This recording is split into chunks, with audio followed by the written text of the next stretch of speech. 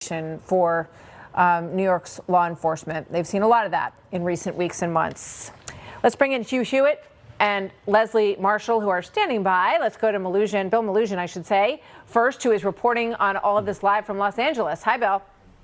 Yeah, Martha, good afternoon to you. We've now seen these pro-Palestine protests breaking out on two of America's most iconic bridges today. We had the Golden Gate Bridge earlier.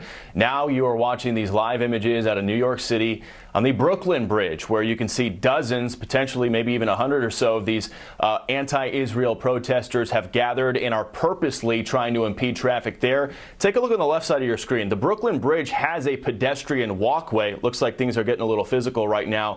It looks like some of those bike officers are trying to make a few arrests there. The crowd is now running further down the bridge. But you see the people watching from above up on the left. That is a pedestrian walkway where you can walk down the Brooklyn Bridge if you'd like to. These activists, these protesters have decided, no, we don't want to do that. We want to block traffic instead. So what you see, the officers in the neon shirts, those are bike officers, obviously trying to either shoo them off of the bridge or start taking some folks into custody. And you can see they're trying to get away from those officers now. And Martha, we had the live shot earlier. Somebody had a Hezbollah flag walking around there. That is remarkable to see, a Hezbollah flag being paraded around the streets of Manhattan. That's not something I don't think anybody would expect to see, but that's the climate we're in these days. And you can see these officers trying to break up what they can here on the Brooklyn Bridge. You'll keep these live pictures up.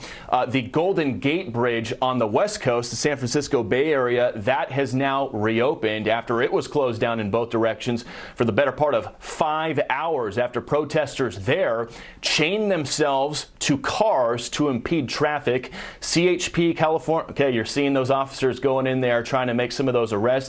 They're yanking people out one by one, and we saw dozens of those officers, so it looks like they're going to try to peel people off the back of this protest as much as they can, or at least to try to get them moving to the other side of the bridge. They obviously, I'm sure some of them have been seeing those live images out of California today with the Golden Gate Bridge where traffic was at a standstill for 5 hours. They don't want that to happen there. So you can see NYPD and these law enforcement officers here taking a much more active approach to getting these folks off the bridge. And you can see other people just going about their day on that pedestrian walkway, looking down below them at what is going on. So Martha, you mentioned it earlier, we've been seeing these protests really in a synchronized way breaking out in major cities all across the country today. I'll name some of them off. We obviously had the San Francisco area with the Golden Gate Bridge. We got New York City right now. We had Chicago earlier, O'Hare Airport being blocked, people having to get out of their vehicles with their luggage and walk their way into the airport. We had just a short time ago Miami, 7 people arrested there for trying to block traffic. We had San Antonio, Texas. We had Philadelphia. We had a brief one out here in Southern California in Long Beach a short time ago.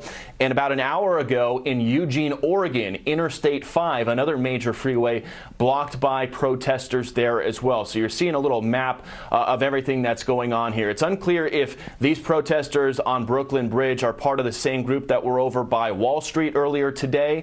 We saw some of them branch off into what looked like the subway. So it looks like there's different groups or one big group that is branching off into different areas to try to impede people's commutes as much as possible today. But at least here in New York City, we're seeing those bike officers really shooing them off the bridge as fast as they can to where they haven't really been able to stand in one spot and shut everything down in both directions like what we were seeing in California. As you continue watching in New York City, we can report in California with the Golden Gate Bridge, CHP, California Highway Patrol, telling us they arrested over a dozen people and that, yes, it is illegal to block traffic and block traffic on a bridge. They said they'll be facing a slew of criminal charges, and they said, yes, you are able to protest in the United States, but not like this. They said what happened on the Golden Gate Bridge was illegal and, quote, incredibly dangerous. So now we continue to see this playing out on the other coast, New York City,